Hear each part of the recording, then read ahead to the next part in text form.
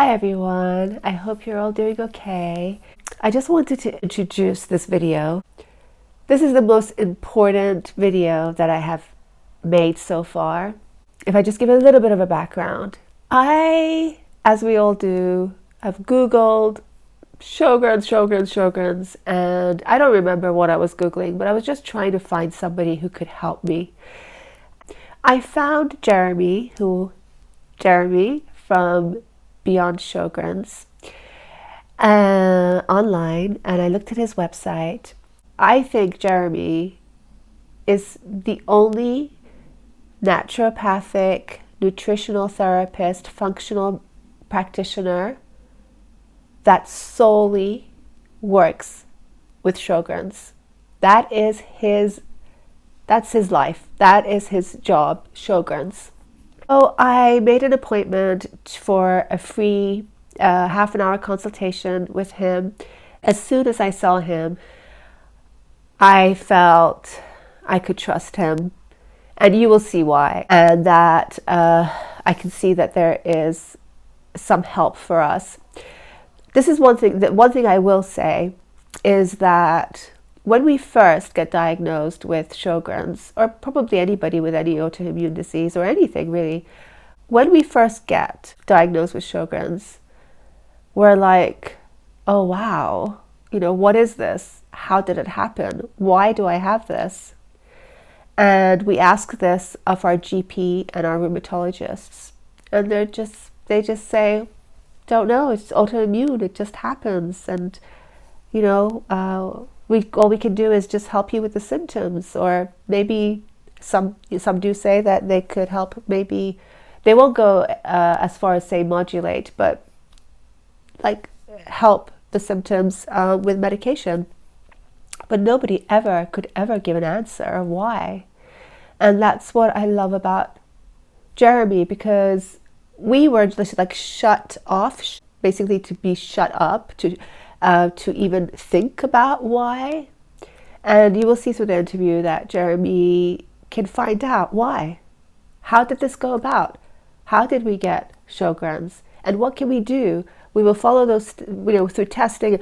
Anyway, yeah, it's all in the video. So get your tea, cold drink, get comfy, get that blanket. If you need to take breaks, and also watch it all, because at the end, Jeremy will actually let my viewers ask him questions in the comments below, and he will answer them. So it's a good idea to watch it all to see what you would like to ask. I am by no means sponsored, paid for, going to get any commissions on, zero, nothing. There is nothing here apart from the fact that I found Beyond Sjogren on Google. I made an appointment for the free consultation. We chatted. I got to see how dedicated he is and how he wants to help us as a whole get better. Hi, Jeremy. Thank you so much for coming onto my channel and talking with us. I really, really appreciate it. Thank you. How are you? Yeah, good, thanks. Thanks for Good. inviting me to speak with you and with your audience. Thank you so much. This is amazing. Okay, so I'm going to just get in there and just start asking you questions, if that's okay. No problem. Okay. So the first question is, actually, yeah, if you could explain what functional therapy, Functional medicine. sorry, functional medicine is to people who don't know exactly what it is.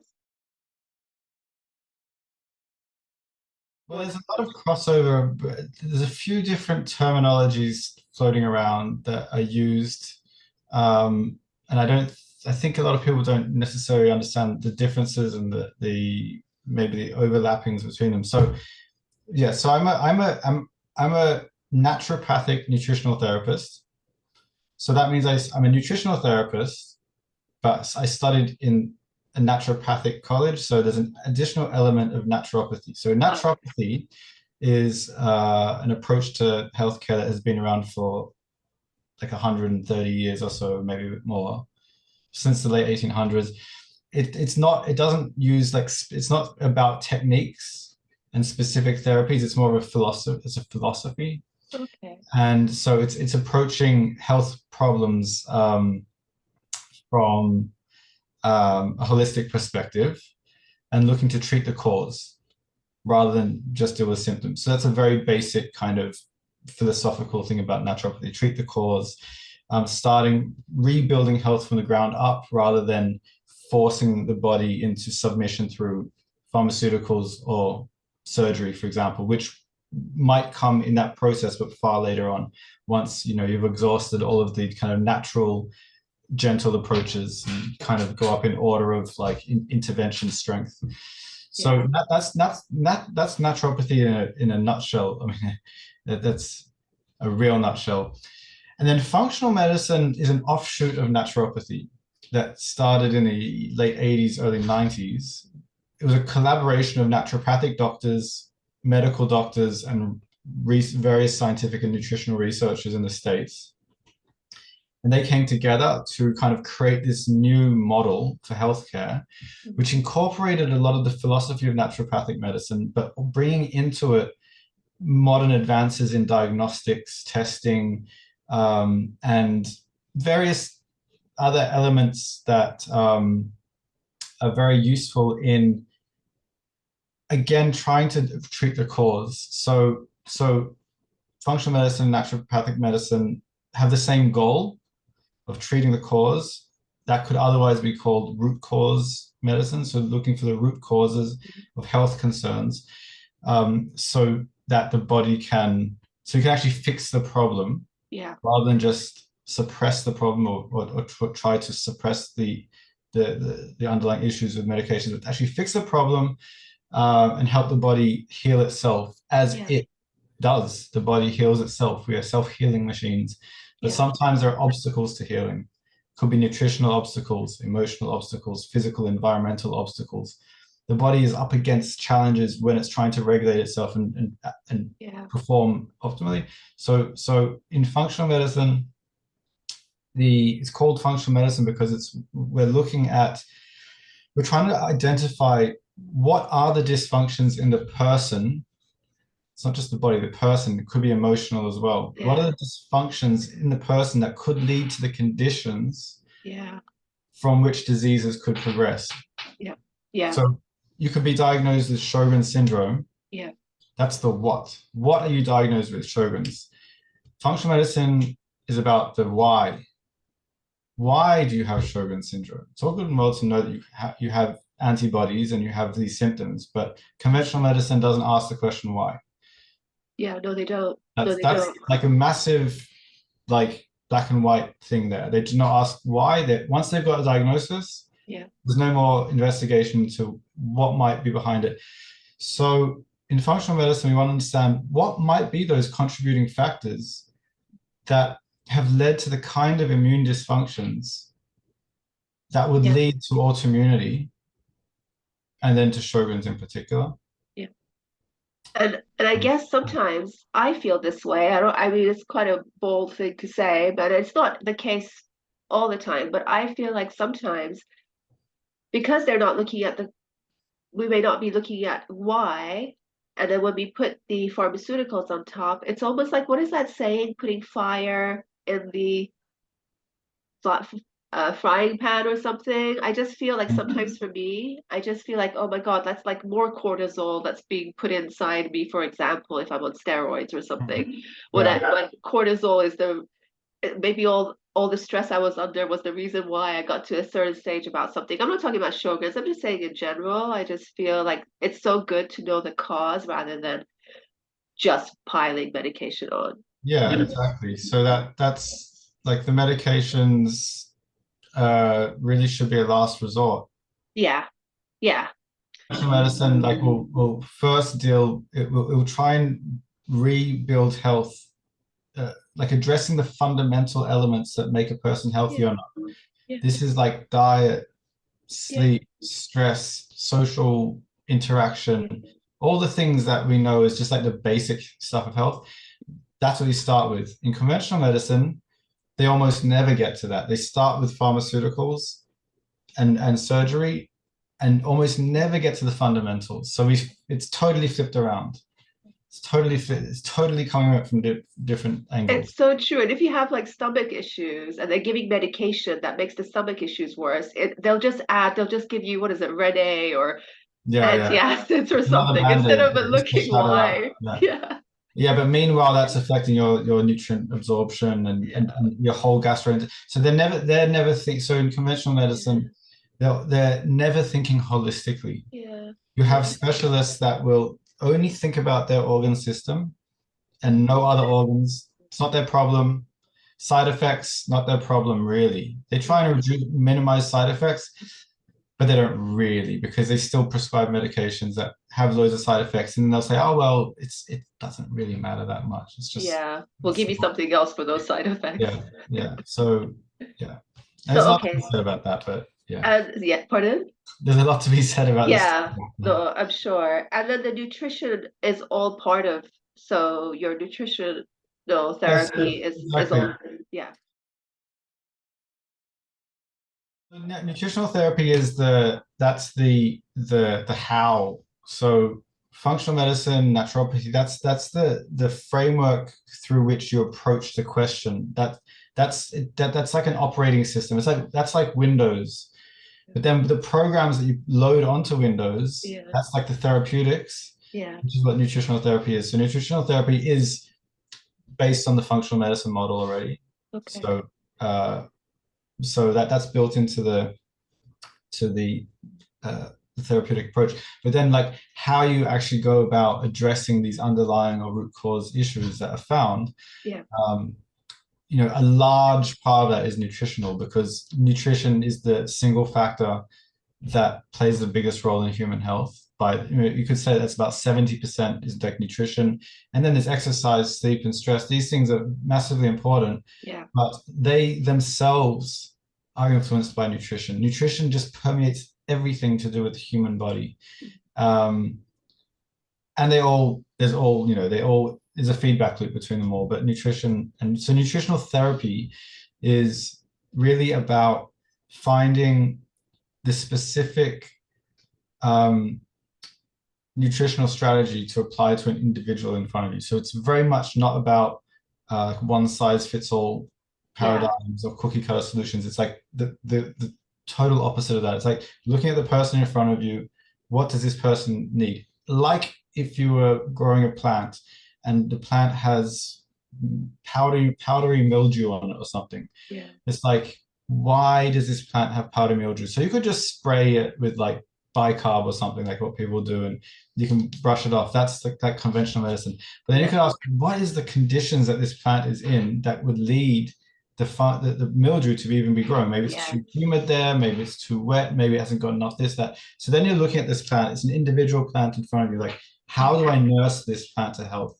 Yeah. What does it need?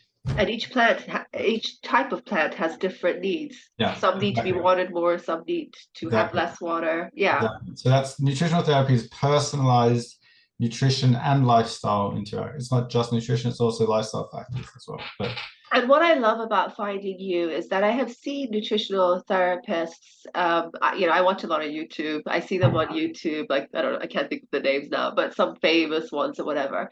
And they will talk about, lately autoimmune has been quite a big thing because so many people have it. And so they've been talking a lot about autoimmune, but rarely do they talk about Sjogren's. And when they do, it's very minimal. And it might be maybe talking about dry eyes and dry mouth or something. And they really don't seem to know very much. And what I love about you is that all you concentrate on, all you do is it's all about Sjogren's. So yeah, tell us a bit about that.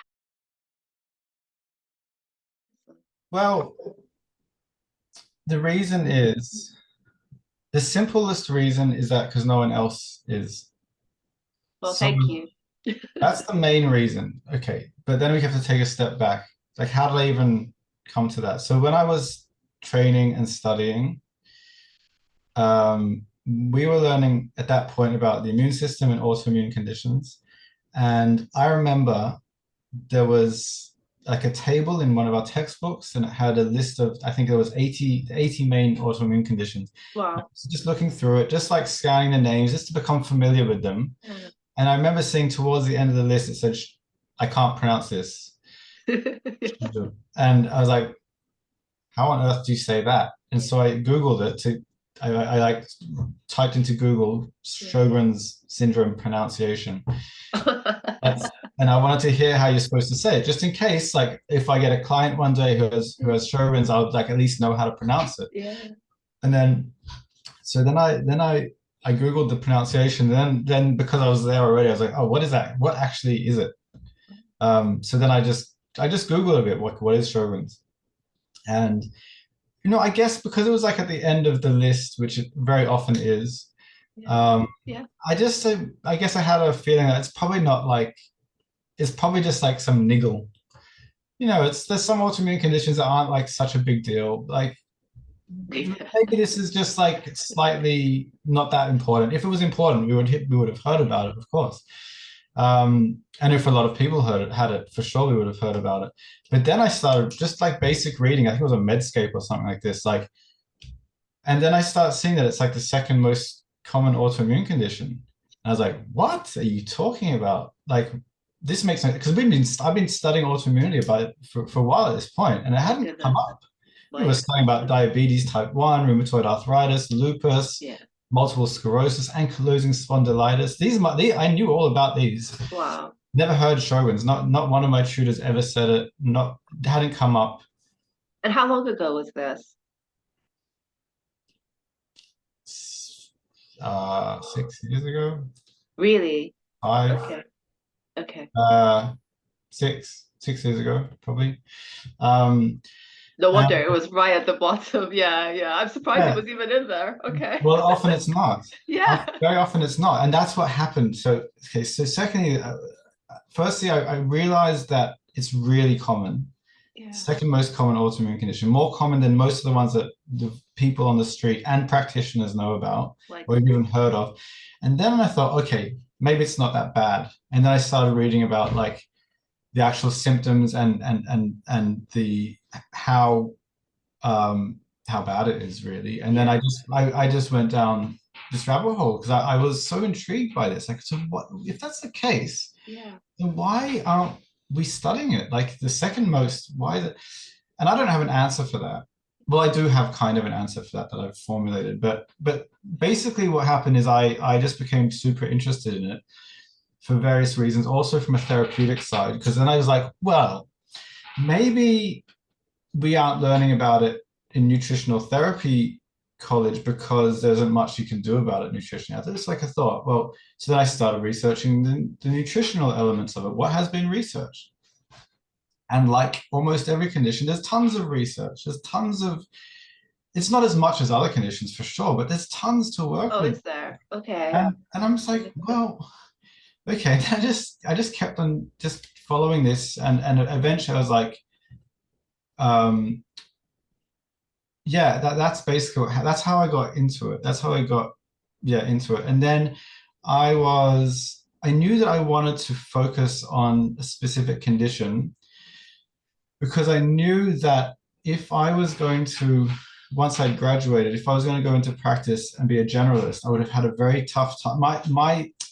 The way I am is I'm very detail oriented. Right. So if I had, in one day someone coming to me with IBS, and then after them someone with I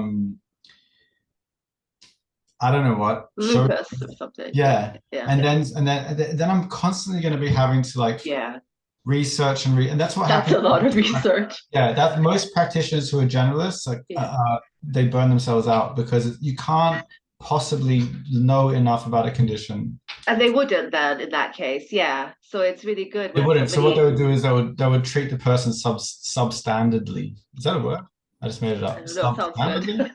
They would treat the person substandardly, superficially, and I am like, that's not me. Yeah. I really wanted to. So I was like, I would like to find a condition. And originally I thought I was going to focus on cancer.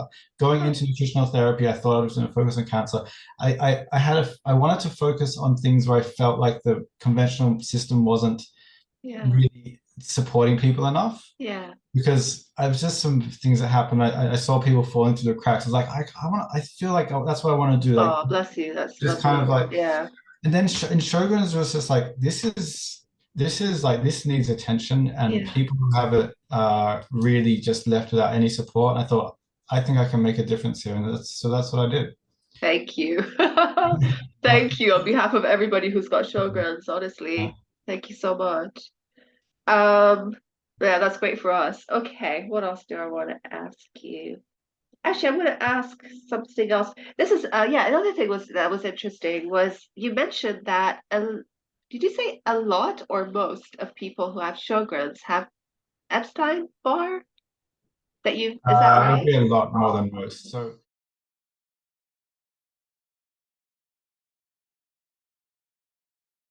Epstein-Barr virus is, along with a couple of other viruses, is the virus that's most associated with Sjogren's and some other autoimmunities as well. So Epstein-Barr virus is associated with autoimmunity in general, but when you're looking into Sjogren's in particular, it's one of the main ones as well. Different conditions have different viruses that are more like prevalent with them. With Sjogren's, Epstein-Barr is probably the number one main one, and the reason is because of how it infects immune cells. Epstein-Barr virus lives inside B cells, immune cells. Okay, I don't know anything about it. Changes the way that the immune cell, it basically hacks the DNA of the immune cell and prevents it from, it interrupts the immune cell's normal capacity to distinguish between human and foreign tissue. And so that's why autoimmunity can take place after Epstein-Barr virus. Excuse me. So that's a general autoimmune. That gets mega complicated, so I'm not going to go into it now. But like, yeah. So Epstein-Barr virus can disrupt the immune system's ability to distinguish between itself and foreign invaders. The other thing is that Epstein-Barr virus also can infect saliva glands in particular. Oh, right. So anywhere there's epithelial tissue, so epithelial cells are like the cells that line mucous membranes, like the mouth, the gut, etc. Probably the eyes as well, I think, to some degree. And so it can actually be in the saliva glands. So when you have gland swelling in Sjogren's, that could be Epstein-Barr virus reactivation. So that's interesting. There is a particularly strong association between Epstein-Barr virus, the symptoms that it causes, when it causes symptoms, because most people that have Epstein-Barr virus don't have any symptoms at all. But those that do, it can be very significant. Because what you said about glands, in my sort of, I'm on all these sort of Sjogren's groups, including yours now, Facebook group. But there's a couple of Facebook groups of Sjogren's people, and a lot of people complain about that. And I've never had my glands swollen, and that's interesting. And I always thought, when is that going to happen? Well, it doesn't happen to everyone. It doesn't happen to everyone. If it does happen, then yeah, like that would be a sign that maybe Epstein-Barr virus is involved. But that said, just because you don't have swollen glands, it could be not Epstein-Barr virus, and like, so. But I presume so. I presume so. The way you would work is if I know that you test for lots of things to figure out the core reasons of why somebody has Sjogren's. And so if you found that somebody had Epstein-Barr after doing testing, then you know what to do, obviously, to help with Epstein-Barr, so that could help your Sjogren's symptoms. Are Sjogren's symptoms? Yeah, exactly. So when we're talking about root causes, picture a tree, and the tree has a trunk, branches, and leaves, and that's all the above ground stuff that you can see. So that's symptoms and diseases, named diseases like Sjogren's, like lupus, diabetes. These are the things that conventional medicine deal with. Yeah. Then if you look below the ground, you have this root system, elaborate root system, and you have shallow roots, you have intermediate roots, and then you have deep roots. And these roots are what in functional medicine we call the contributing factors. So these are the things that are feeding these symptoms. Like what is causing the immune dysfunction that could lead to autoimmunity and Sjogren's. So Epstein-Barr virus is is a prime trigger of immune dysfunction. Yeah. It's not the whole story, because there's already something going on with that person to even have the symptoms of Epstein-Barr. Something like 90% of people have Epstein-Barr virus. Of people at Sjogren's Yeah. people, or okay. No, people in general. People in general, It's okay. like almost everybody has Epstein-Barr virus in them or at some point, and we never clear it. It's Yeah. not a virus that just gets cleared. It will be in us forever. Kind of like chickenpox, then becomes shingles later on. Yeah. So why a person would have symptoms from Epstein-Barr virus is because they have some kind of immune dysfunction. So there's a bit of a chicken and egg situation. The immune dysfunction can be because of the Epstein-Barr virus, or the Epstein-Barr virus symptoms could be because they have a poor immunity for some reason. Yeah. So when dealing with these root causes, it's not just about saying, oh, it's because of Epstein-Barr virus. We're just looking at the factors that are contributing to the body not functioning properly. So yes, knowing that there's like an Epstein-Barr virus reactivation, which means that like you might have got it when you were a kid and now you're 45. Yeah. Are fluctuating. That's causing some kind of like immune stabilization. You might have a stressful period at work. Yeah. Boom. Epstein-Barr virus is like, this is my chance. Yeah. Like they're distracted, basically. You stress, and it's like, boom, it can start replicating. It's like, all right, wow. Show game's on. And then, but if that's the case, then yeah, you have to, knowing that means you can take a strategy a targeted strategy, like, okay, firstly, what do we know can help with Epstein-Barr virus? What might be the factors that have enabled it to start replicating again? So this will be like many lifestyle factors, nutritional factors, environmental factors, every holistic. And Epstein will be one of many possible root causes. Yeah, from there you'll see. Yeah, I understand. And so there's many routes, not just one route. This isn't about like simplistic. Can I say bullshit on this? This isn't. Yes, you can. I love it. Like almost like every other, like. Like I'm the magnesium guy. Like everything is because of magnesium deficiency. Everything's leaky gut, or everything is stress. Everything's emotional trauma. I'm not saying everything's Epstein-Barr. It's one of many possibilities that's going to look for everyone. And like, it's not just your leaky gut. Or actually, I've been guilty of that on my channel, because I started taking vitamin B1 tablets, thiamine, and it helped me with my energy for a while. So I was like, I didn't say everybody you should have it, but I was promoting it, and I'm learning. Safe to try B1. It's like there's no like real toxicity to B1, so there's no harm. Yeah, I'm learning though. But yeah, that's the thing. Like, and then other people seeing you. I know that you're not like really pushing it, but like you would have like doctors or practitioners who do say like it's all because of a B1 deficiency.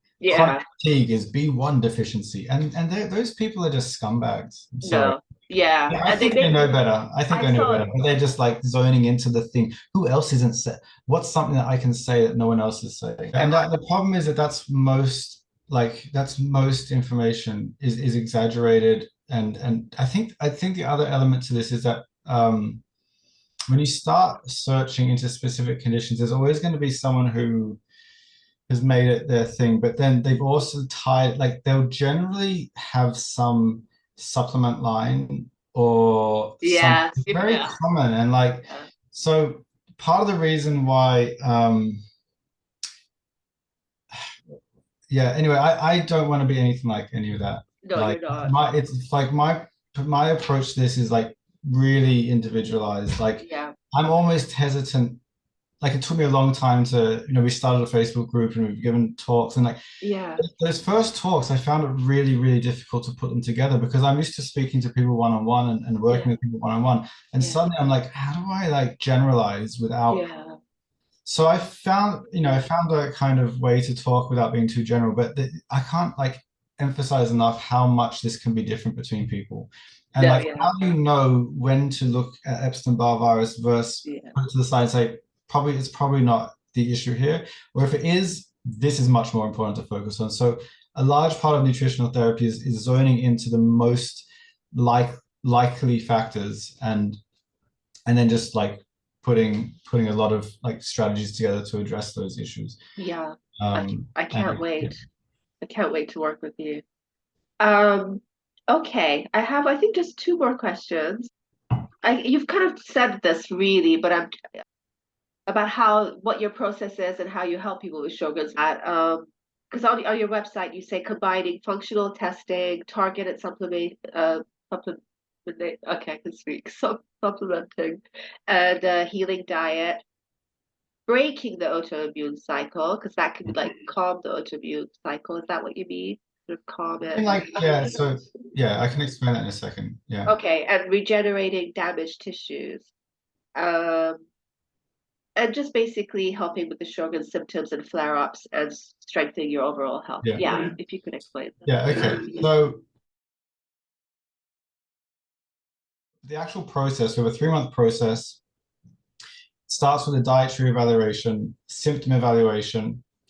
We will look at your medical history. And then we'll do a really thorough initial consultation where we would basically ask a lot into your symptoms, your health history, really going back in time to really start painting a picture of who you are. Like, how have you got to this point? And start trying to identify some trigger points, and maybe from that, which functional tests, so these are different from the conventional medical tests that you get from your doctor. These are functional tests that would be looking for potential root cause issues, underlying contributing factors, things going wrong in the body that your doctors are not looking for. So more subtle things in the body that could be contributing to the disease process. So from there, it could be, well, let's say, okay, so for example, this is from today, this is why it comes to mind. The client now who has lots of gastrointestinal symptoms, constipation, bloating, a few other things, also very dry eyes and dry mouth as well, but her main concern right now is the digestive issues. So one of the tests we ran has flagged potential mold exposure or toxicity. Wow. So that's not something we see in every client. Sometimes it's there. Mm-hmm. So now that becomes well, there's that, and then it's also looking at their mitochondrial function. So mitochondria being the parts of the cell that produce energy. In her case, this test showed that her mitochondria might not be functioning properly. So this is a functional issue. This is not something that a medical doctor would ever look at. Yeah, no, it's not part of a diagnosis of any disease, really. So but now you have these, okay, so there's some indications of a mold exposure, indications of mitochondrial dysfunction. Those two to go together like a hand in a glove, plus it explains all of her gastrointestinal issues. It doesn't mean it's the only cause of it, but if that's the case, then okay, that could be like a root cause. Does she have a source of mold? What's going on in her house? Yeah. It might not be her house. It might be her immune system is not able to clear the mold toxic as it normally would. Like, she's got a husband, he's fine. Oh, yeah. That's normally the case with mold toxicity. Yeah. It's the individual and how their body is tolerating or not tolerating these toxins. Yeah. Not clearing them. So that's an immune system issue. So that's like, so you do that. Yeah. That's an underlying root cause contributing factor to potentially her thing. So now at this point, it's like, okay, we can look into that deeper and get like an actual reading on her top mycotoxins. So there's an indication that she has exposure to some molds, but we don't know at this point if she actually has like elevated toxins from the mold. That's a question. Oh, that's interesting. That's what I'm recommending, that she does do that, a test in that, and that will give us a much clearer target as to what recommendations, what does her plan look like. So you can imagine the difference between that and someone who we found who has blood sugar dysregulation. And if they have blood sugar dysregulation, meaning that they're not processing blood sugars properly, maybe it's affecting their insulin levels, and that itself will have a massive impact. So that's like a totally different journey. So yes, they both have Sjogren's. Their symptoms could look exactly the same, but the root causes, the underlying factors here or the contributing factors are utterly different. Yeah. And that's just 2 examples. And if I continued with another 5 patients, Yeah. it would be 5 other constellation of issues, and Yeah. all have it. So it's about what you focus on. So in the process, at that point, it would be like, okay, what tests, based on the information that we've put together so far, what tests could help unlock the next phase? So instead of just guessing and assuming things, Yeah. which sends you in circles sometimes, we can test things and get some objective markers and say, okay, well, this is like what matters most for you. Put together a diet and supplementation and lifestyle protocol that addresses those specific issues that we found with you. Then you carry it out with our support. So we would either have more frequent check-ins or less frequent check-ins depending on your situation. And then we'll basically reassess those recommendations, see how you've responded. If you responded well, then we'll build on it. If you haven't, then we look deeper. Or there's always something to learn from it, from that process. And then over 3 months, we basically reassess and tweak that plan 2 or 3 times. And they've got a highly tweaked and optimized plan that hopefully has delivered you some significant symptomatic improvements, has given you control over your symptoms, because now you know what to eat, what not to eat, what supplements help, which are not worth it. Yeah. Better idea about what your underlying causes are. So you're less in this like state of mystery. Yeah. We don't answer the question, but you know. That's thank you so much. That I totally see exactly what you do. Thank you so much. Yeah, that's really good to know. And also I love that you'd have the 3 month, because you're giving enough space to see if these how these things develop and work, and things take time. Yeah. I mean, some things take time. And for testing to come back, probably, I don't know. Yeah, exactly. Some of them are a few weeks. Yeah, some of them are a few weeks, some are a few days. So that 3 months is really, we're not aiming to solve every part of the puzzle, but we're looking to right the ship, put it in the right direction. Get some objective markers. Hope, for most people they'll have significant symptomatic improvements, but not everyone. Some people need longer, but this is like the minimum amount. Some people actually have improvements way beyond 3 months. Actually, most have improvements way before the 3 months. I bet. But that's like, there's a lot that needs to be learned that you can't rush. No, I think that's especially with nutritional changes. It takes weeks and months sometimes for these things to actually start affecting how your body's operating.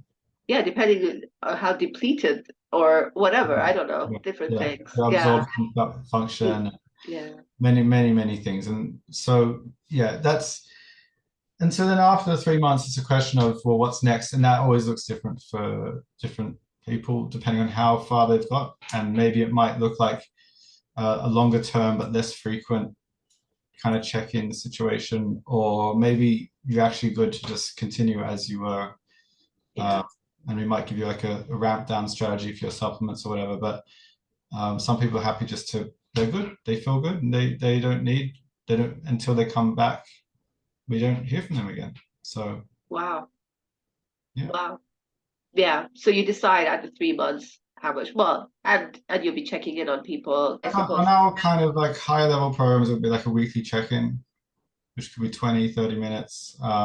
That's with our health coach Paloma, and she's really there to help with implementation of the plan, to make sure that what we're recommending you do, that you can actually do. And if you have obstacles to carrying out the plan, then we find solutions. Oh, she's lovely. She's really lovely. And she's really good at that. So, looking to like, also like, this isn't just about prescription, do this, don't do this. Some of it will include required behavior change. I was going to say psychological. Yeah. So how do you do that? Like, you've been eating a certain way for a long time, or your lifestyle is difficult, you're stressed, you don't have time to cook. What do you do?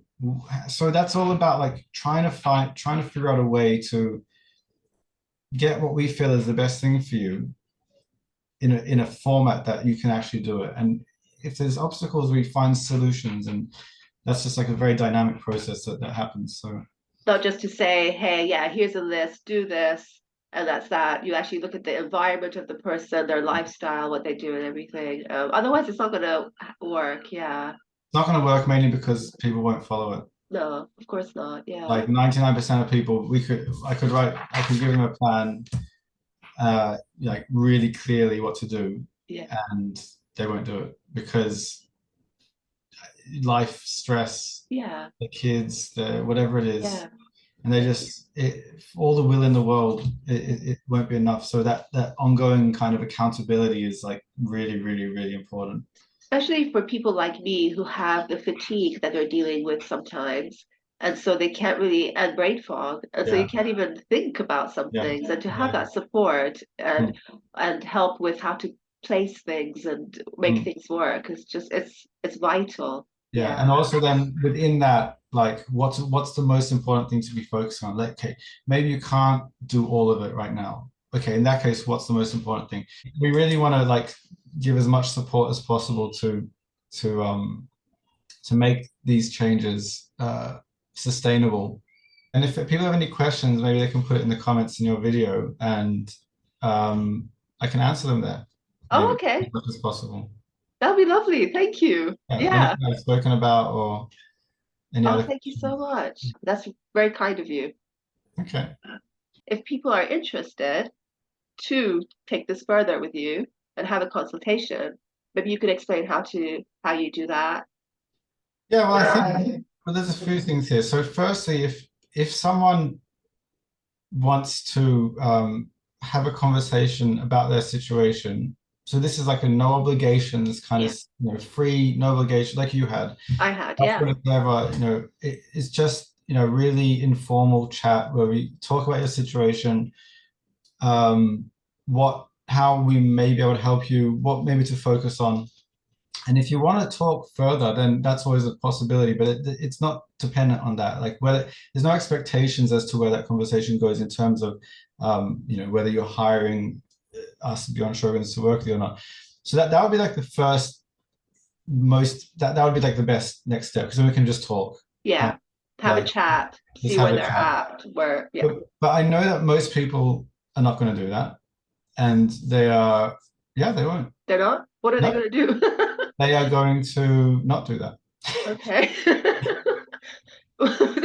Why not? I mean, here you are offering to really ease Sjogrens for us. Yeah, I know. You would think so. Most people are not ready to have that It can be conversation. scary.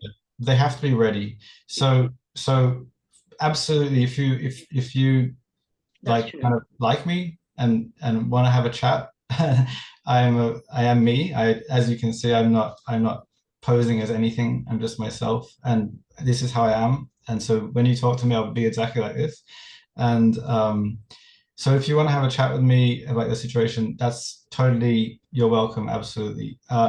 If you don't feel like you're ready to have that conversation, you just want to learn more a bit about what we do, how our approach. I think the best format right now for that is our Facebook group called Beyond Sjogren's. I'll have all your details down below as well for everyone to there we have some reasonably in-depth videos about the root causes of Sjogren's and diet, other elements around energy, fatigue, hormones. Yeah. So that I found your hormone one really interesting. The most recent lives that you do. No, it's definitely very, very interesting. So that's like that's a good entrance. And then but definitely if you feel like you're ready for a chat, if you feel you're ready for the next step, like if you recognize that you need help and you're not getting it from anywhere else, then there's no harm having a chat and seeing what a personalized approach might look like for you. And yeah, I think that's. Thank you so much. Yeah. Yeah, I think it's probably going to go in 1 minute, if that. So I'm just going to say thank you so much. That really, honestly, thank you so much for being here. Thank you. No worries.